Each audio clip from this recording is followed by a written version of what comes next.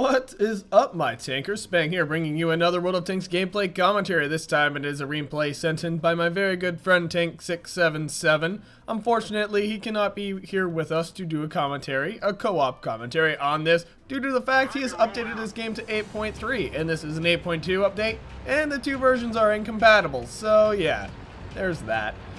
This is going to be a standard battle on Lakeville. He's having a bit of trouble getting out of his base here, you know, running into his friendly artillery. No damage taken by either. Well, that's not true. He took a bit of damage there, actually. So, but no significant harm, no foul, I suppose. There will be some repairs paid to him by that, you know, that teammate, and if he did any damage, there will be some repair costs to pay, but nothing significant.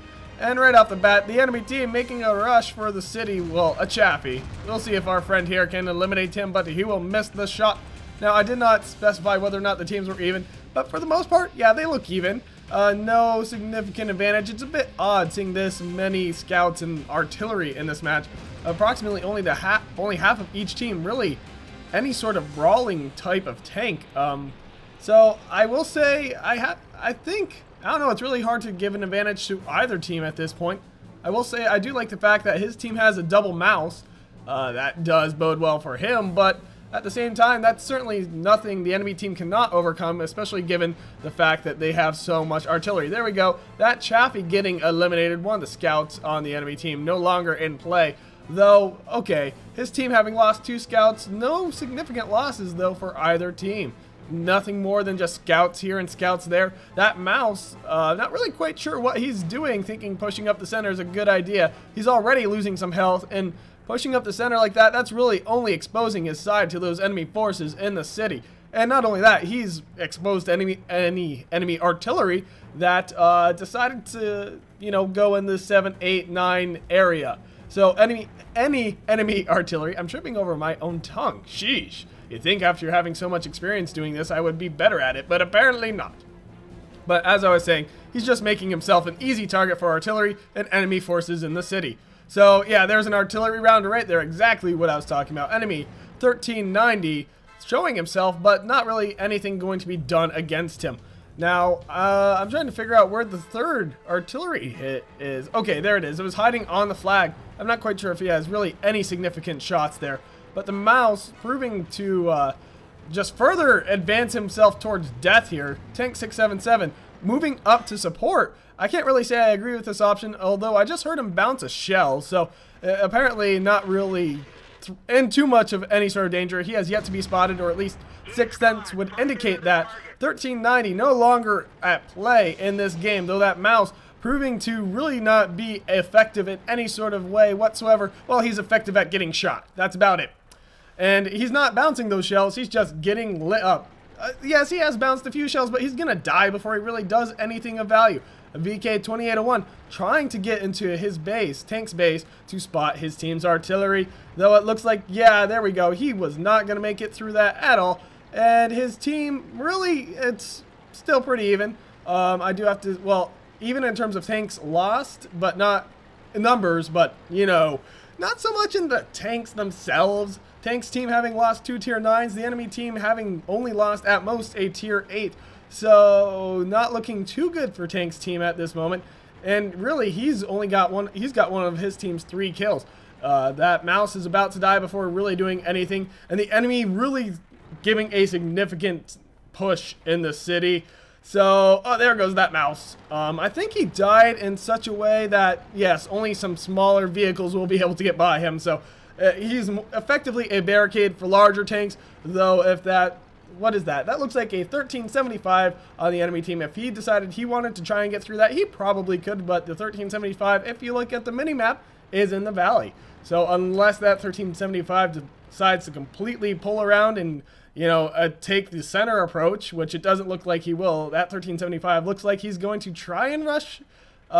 He's kind of tempting artillery there, I'm not going to lie. That 1375 may meet his demise at the hands of an artillery shell, but the enemy team having lost a tier 10, and there goes Tank's team losing another tier 9, an IS-8 to be exact. Bat Chat taking out an IS-7, so good on artillery yet again. That Bat Chat on his team up to 3 kills, 3 of their team's 5 kills. So artillery proving to be very effective at this point, yet the rest of Tank's team not so much, having really not eliminated anything significant except for those tier 10s, but his team has also lost several tier 9s, and there goes their 13, both of their T-71s. Wow.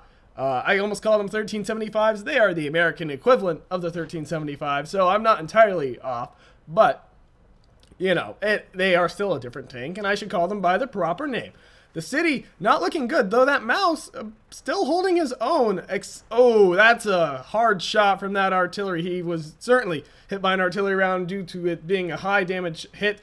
And yes, artillery does finish him off right there. So he got double pounded by artillery. The city has now fallen completely, and Tank's team really in a very bad position at this point. An IS-7 and him, the only tanks remaining. Oh, wow. An M4043 apparently having gone tank destroyer mode in the city. He does have 1 kill so far, and that IS-7 does have 2 tank destroyers and a light tank to contend with.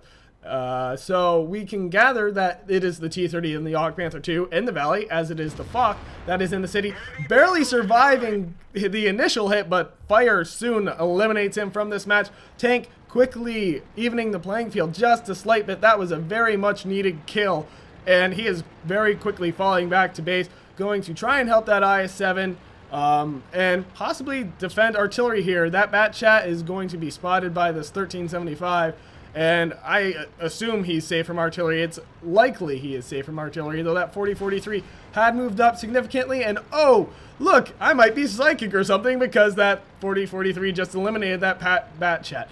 Now, the Chaffee is giving that T-71 some trouble. Tank wanting to eliminate the easy kill right there, the Hawk Panther 2.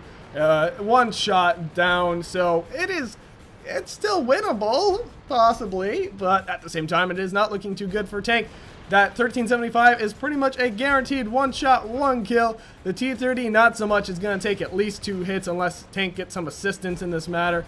And the 1375 possibly going to pull out right in front of Tank. Will he? Yes, he will. And there we go. Another kill for Tank 677. Up to 4 kills at this point. You know, he's never one to give up. And he's just got himself and 2 S51s. Basically, they're the only ones who can win it up. I take that back. Himself and 1 S51. The T-30 apparently pulling up into a position to shoot that S51. That's kind of surprising, that S51 obviously not being positioned very well.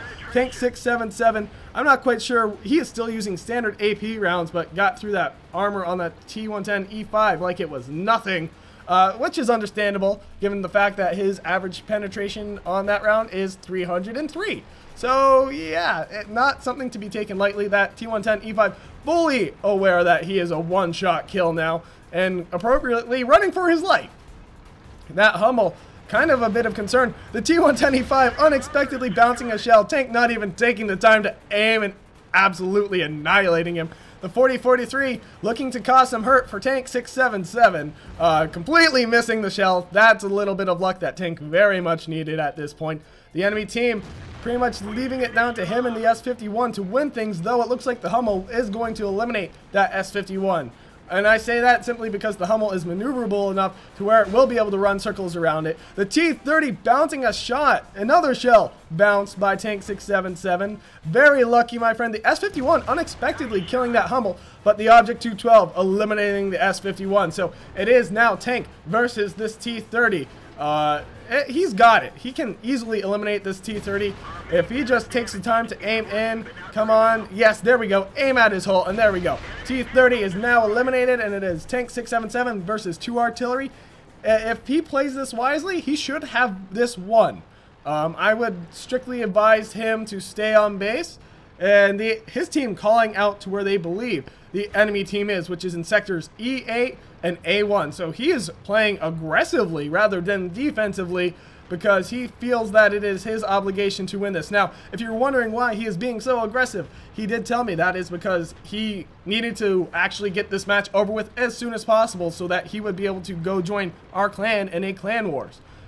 So he's got a bit of a countdown timer in the back of his head telling him that, hey, I really need to get out of this match so I can go do my team thing. my clan thing. And right here, he will eliminate that object to 12. Kill number 8. Absolutely proving yet again that he is the sole reason that many of his teams win when they should have otherwise lost.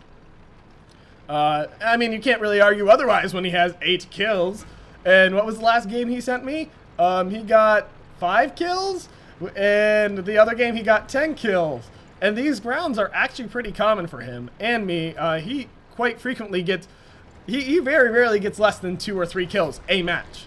So, and when you have a high damage gun like the Object 268 does, it's understandable that he would. Now, that Hummel, actually, I do not know. I was going to say he should be going after that Hummel, me not realizing, hey, that Hummel already died. He's going after a GW Tiger.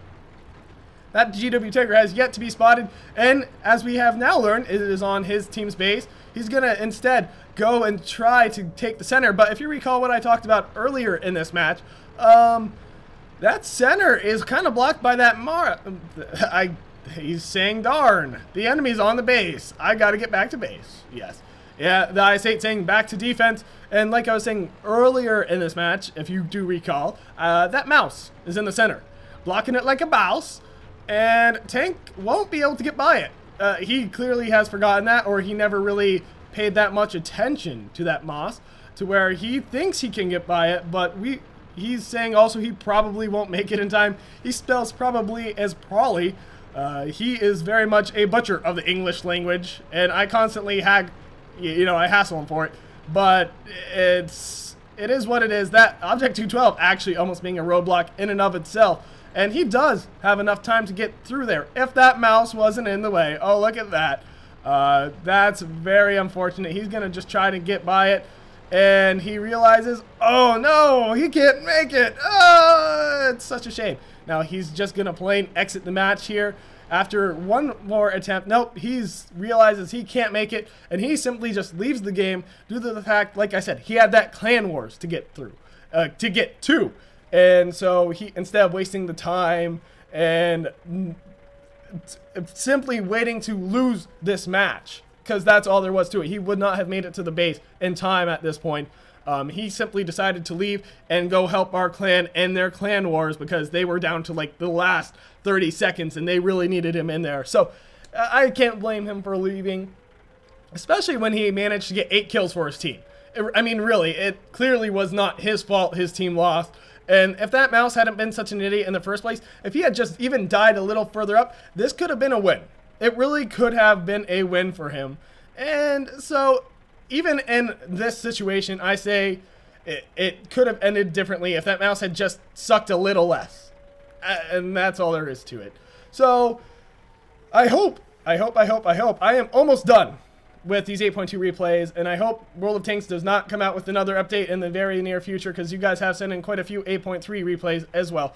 But there's only 2 more after this one, and then I will be back in the game, back doing 8.3 replays, and seeing the new Chinese line, which I'm kind of curious to see how that is playing. But anyway, if you like this video, click that like button. If you want to see more, subscribe. And if you got a replay, check the description for instructions on how to submit that. And this has been Spang. I am signing off.